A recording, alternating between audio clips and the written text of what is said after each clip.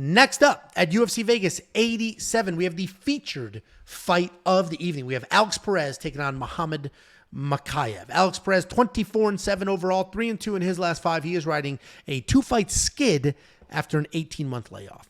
He's taking on undefeated Mokaev. He is 10-0 in his career, coming off that late finish over Tim Elliott. This is a fight that when I broke it down a few days ago, the odds were minus 240. And I'm like, that's crazy. That's crazy. How is he only minus 240? He should be a much bigger favorite than this. And the line has moved. He's now minus 355. I made these graphics earlier today. It could be even farther than that, which makes sense. The movement makes sense. Sitting at minus 340 did not make sense. And it's not a slight to Alex Perez because Alex Perez is a very good striker. He's got great low kicks, solid wrestling. His low kicks are so devastating that he stopped Jussier Formiga in his last win. That win was 4 years ago, but he stopped that fight with leg kicks. He comes in with solid combinations, good finishes, and then he'll end those exchanges with leg kicks. He'll circle out. He averages 3 takedowns per fight, and he has an impressive 77% takedown defense, which he will lead every last bit of in this matchup, and he's coming off that loss to Alexandre Pantoja a year and a half ago. And then that fight was 2.5 years before his previous fight. Very, very inactive guy. He's taking on Mokaev. We all know at this point he's an incredible wrestler. He has been competing his entire life. Very dominant with his takedowns. His control could use a little bit of work, but he has great grappling, improving striking. 5 fights in the UFC with 25 takedowns. He is coming off of the late submission win over Tim Elliott, which quite literally saved him from a bad decision. The judges had that fight 2-0 going into the third round for Elliott. That's not how normal people saw that fight, but that is how the judges saw that fight. And Mokaev, yes, in the third round was losing that, quite literally going to lose that fight if he didn't get a finish. And he didn't know this. And he went out there and he got a finish. He finished Tim Elliott in the third round. He had to have thought that he was winning that fight. So it's not like he felt like, I need to get this finish. He just ended up finding it, and thank God, because that place would have fucking rioted if he lost it to that decision. It would have been such a bad decision. And frankly, I mean, the ref did screw Tim Elliott in that fight, I believe, right? He had a choke in there, and the ref separated him and didn't give him that position back or something like that. I can't remember. It was anyway. It's been a long night already. Point being, Mokaev did not know he was going to get screwed, and he still, in the third round, was fighting his ass off looking for a finish and got one. We saw him against Joffo Filho. His knee was bent in the wrong direction, facing the wrong direction, and he survived, and he got a finish in that fight too. So Mokaev, while there are some things to clean up, continues to go out there, take people down over and over again, and then win these fights many times by finish. He's a nasty wrestler. He showed us that he can be composed when he is in some trouble. He showed us that he doesn't stop. He showed us he's looking for finishes at all times. I'm very confident in Mokaev. You should be confident in him as well. And I think even at minus 355, these odds aren't. We've talked about some of these odds being insane. What is Anders minus 455? And you can get Mokaev at minus 355 against a guy who hasn't won a fight in 4 years, against a guy who doesn't have a single win over an active roster UFC fighter. Mokaev is the pick. Who do you think, Jakey boy? Yeah, let me start by talking about that Tim Elliott fight. And I put on my Twitter today, and I full-heartedly believe it, that I believe, and people want to, kind of almost want to trash him like, oh, Tim Elliott, whatever. I think that Tim Elliott beats Pantoja. I think if there's a guy that beats Pantoja, it is the awkward style with the wrestling and grappling of Tim Elliott. So I think he's a title contender, and he could end up being the champion one day. But I will say this. There was somebody in the Discord.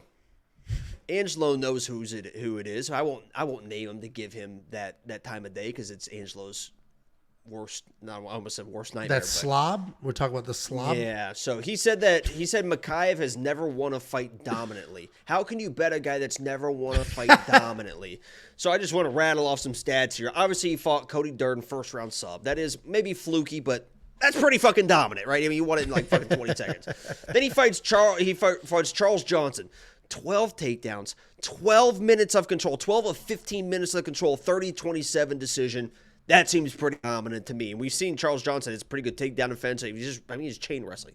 Malcolm Gordon, 6 for 7 takedowns, 10 minutes of control, had some issues, right? I mean, he got his back taken, third round finish, right? So, 10 minutes of control, 2 rounds. He dominates that fight, gets the finish, gets out of a situation. Rafael, you mentioned 4 takedowns, 8 minutes of control, a third round finish, shows his toughness, which I want to bring up as well, because a lot of times with these undefeated guys, you don't know how they're going to react when they are the nail. And that's always the question mark. And we saw, like with Joe Pyfer and some other situations, sometimes people can't be nails.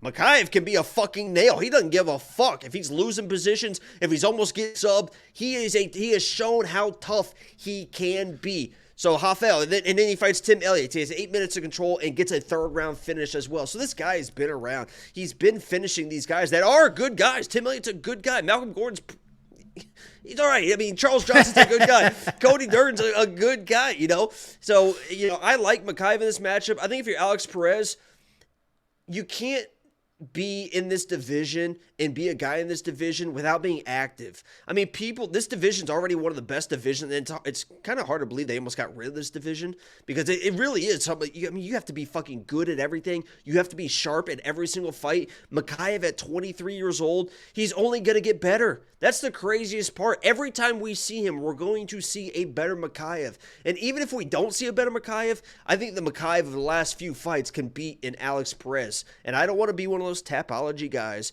but Alex Perez, 7 losses, 5 to submission. He is susceptible to getting subbed. I think Mokaev's going to be the better wrestler, the better grappler. That's all it comes down to. Mokaev's always going to win when he's the better wrestler and grappler, and I think he is in this matchup. I think he finds a finish against Alex. Yeah, and obviously he's a favorite here, a decent-sized favorite. So it's not like he was like minus 260 or something for a little bit, 270, 240. He was 240 when I filmed on Sunday. Yeah. And if you go back and watch my quick picks, I was like, he is minus 240, and you need to jump on that line because it is crazy that he's minus 240, and that's not a slight to Perez. I think I got him on a parlay at minus 260 or something like that. So no, it's Mokaev should absolutely win this fight. Dude, my mouse is just not going to work right now. There we go. Got it. No. I got it, guys. Woo! It didn't die. I don't know what. It's pretty old and beat up at this point. But I think Mokaev. You ever kill a mouse with a shovel? No. And my neighbor. One time. Man, it fucking felt pretty bad. Heart. Yeah. In Indiana, I had there was a family of mice that lived in my garage that made its way into the home at one point. There was like a teeny tiny mouse, like a little baby one. So then I found him in my garage. So then I put traps out and stuff for him. But there was one time I went out and I saw a mouse run out of my garage, and I was like, all right, I'll just let him do what he needs to do. Just be free. See you later, buddy. And then he turned around and I was like, dude, I promise you don't want to do this, man. You don't want to do this. And he tried to come back in the garage, and I just had a fucking shovel, and I'm like, it's me or you at this point, buddy. It wasn't you, though. You weren't going to die. Yeah. You ever heard of fucking rabies, buddy? Well, and you can't come back from that. You're not physically much different, so I get it. If you do want to unlock the picks, the bets, the round line leans, and more, we do have some action on this fight. You can do that at WeWantPicks.com by clicking Become a Member at the top. $9,100 for Muhammad Mokaev seems like a good price. If I had to choose between him and who the hell did we just break down? Or Umar, I would go with Mokaev and get a little bit of a discount. I think it's just as dominant with the wrestling and everything else. You know what's crazy? And I forgot to mention this on the Lion King breakdown. There was a Brave card, which Brave's another organization that the Lion King was on at like 20 or 19 or 20 years old. It was one of his split decision losses versus like a 10-1 Italian dude or whatever. But on that card that he fought on was Mokaev, Ikram, and the main event was Benoit Saint Denis. Isn't that crazy for a Brave card? Those fucking loaded names. Card. Yeah. And Gabriel Fly, what's his Gabriel? Miranda, Gabriel, whatever. Yeah. He was supposed to be on that card too. So it was like imagine going to that card, not realizing who you're watching, then after the fact being like, holy shit. Well, that's why regional MMA is so great. There's a regional show here in Frisco that we should start going to. We should reach out and say, hey, let the boys do some commentary. When I see red, oof. Yeah, no, you get you're so lucky angry. I didn't see it that day.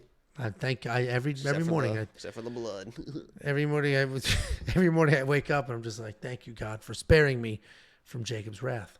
Before you go, let me give you $50. Anybody who goes to WeWantPicks.com/bets and signs up with any one of our affiliate partners gets $50 as a thank you. Use the link, sign up, make a deposit. We send you $50 as a thank you.